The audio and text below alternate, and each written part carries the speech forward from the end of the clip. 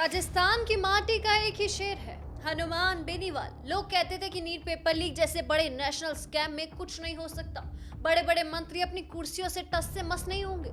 अब चाहे कांग्रेस आ जाए चाहे कॉकरोच, लेकिन जब तक मैदान में हनुमान बेनीवाल खड़ा है तब तक नामुमकिन भी चीज जो है वो मुमकिन हो ही जाती है।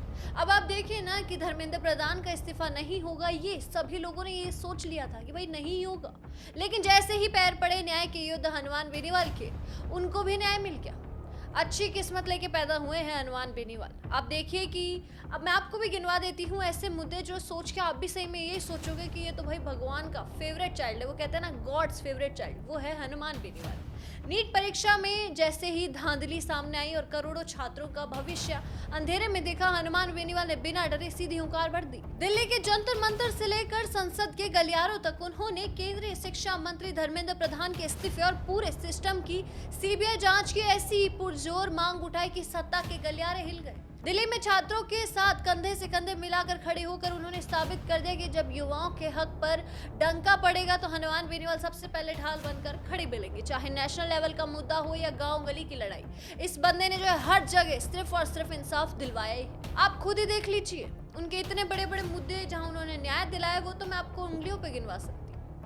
अब देखिए, चाहे देश का नीट एग्जाम हो, चाहे राजस्थान का रीट हो या सबसे बड़ी एसआई भर्ती प्रक्रिया हो, बेनीवाल ने हर जगह पेपर लीक माफियाओं की कमर तोड़ी ही है। अधिकारियों और सरकार की नींद हराम करके अभ्यर्थियों को उनका हक हमेशा दिलवाया ही है।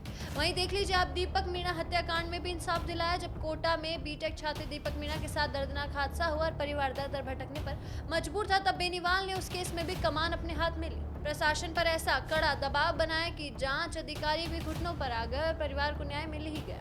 फिर उसके बाद आप देख लीजिए, बजरी माफिया हो, गुंडागर्दी हो, इस पे भी प्रहार हो, हमेशा हनुमान बेनीवाल खड़े रहे हैं। आम जनता और गाड़ी चालकों को बजरी माफियाओं के अवैध वसूली और गुंडागर्दी से राहत दिलाने के लिए हनुमान बेनीवाल खुद बजरी नाके और अवैध टोलों पर जा पहुंचे। दबंगों की सीनाजोरी खत्म करवाई और जनता को सीधा फायदा पहुंचाया। चाहे छोटा छोटा धरना हो या फिर दिल्ली के सड़कों को हिला देने वाला बड़ा आंदोलन, हनुमान बेनीवाल कभी पीछे मुड़कर देखे ही नहीं है। जहां बाकी नेता इसी कमरों में बैठकर जो है भाषण झाड़ते हैं, वहीं बेनीवाल जमीन पर उतरकर छाती ठोककर जनता के हक की लड़ाई लड़ते हैं।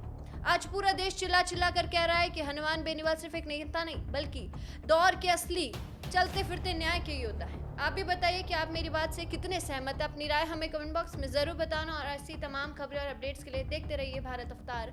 धन्यवाद।